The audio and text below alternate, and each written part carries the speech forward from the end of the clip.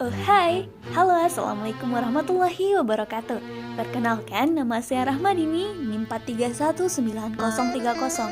Saya jurusan Komunikasi Penyiaran Islam YIN Bukit Tinggi, Fakultas Usuluddin Adab dan Dakwah. Kali ini saya akan membuat video untuk memenuhi ujian akhir semester saya dengan mata kuliah Sejarah Dakwah, dosen pengampu Bapak Asrul Harahap. Video ini menceritakan tentang bagaimana kesimpulan dari mempelajari sejarah dakwah dan bagaimana manfaat dari mempelajari sejarah dakwah. Apa sih kesimpulan dari mata kuliah sejarah dakwah ini?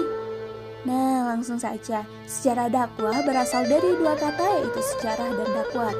Sejarah berasal dari bahasa Arab, yaitu syajarah yang berarti pohon. Sedangkan dakwah berasal dari bahasa Arab, da'a yad'u da'watan.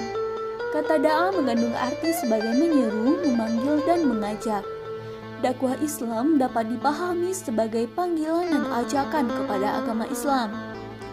Nah, dengan demikian, sejarah dakwah dapat diartikan sebagai peristiwa masa lalu umat manusia dalam upaya menyeru, memanggil, dan mengajak manusia kepada agama Islam, serta bagaimana reaksi umat yang diseru dan perubahan-perubahan apa yang terjadi setelah dakwah itu disampaikan, baik itu secara langsung maupun tidak langsung.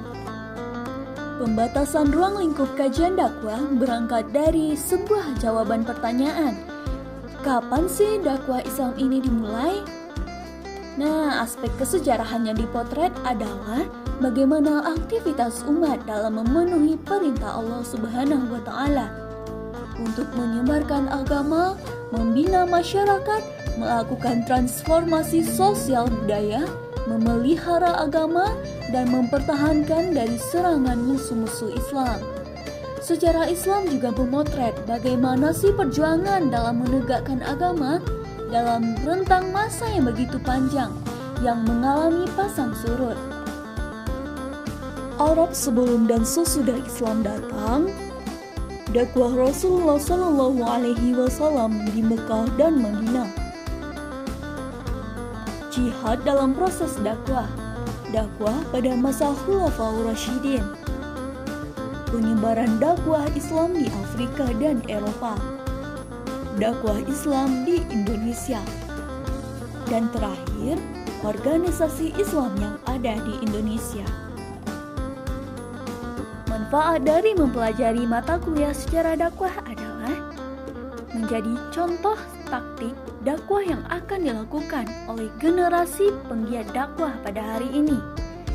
Strategi dakwah yang diajarkan Rasulullah SAW serta para sahabat menjadi keterangan yang cukup kuat untuk menentukan taktik dakwah yang akan diambil pada saat ini. Setiap hal sederhana yang dilakukan oleh Rasulullah SAW dan para sahabat merupakan suatu bentuk suri tauladan yang baik. Mengingat kedekatan generasi ini terhadap Al-Quran lebih baik daripada generasi hari ini. Yang kedua, menambah keimanan dan keyakinan orang-orang yang beriman. Janji Allah pada orang-orang yang istiqomah dan ikhlas memperjuangkan agamanya ialah ampunan dan syurga yang amat luas. Orang yang beriman akan menambah keimanannya saat mereka mempelajari sejarah dakwah Islam yang spektakuler ini. Nah, begitu dahsyatnya mempelajari sejarah dakwah. Nah, sudah tahu kan bagaimana manfaat dari mempelajari sejarah dakwah? Yuk kita pelajari dan gali ilmu pengetahuan dari materi sejarah dakwah.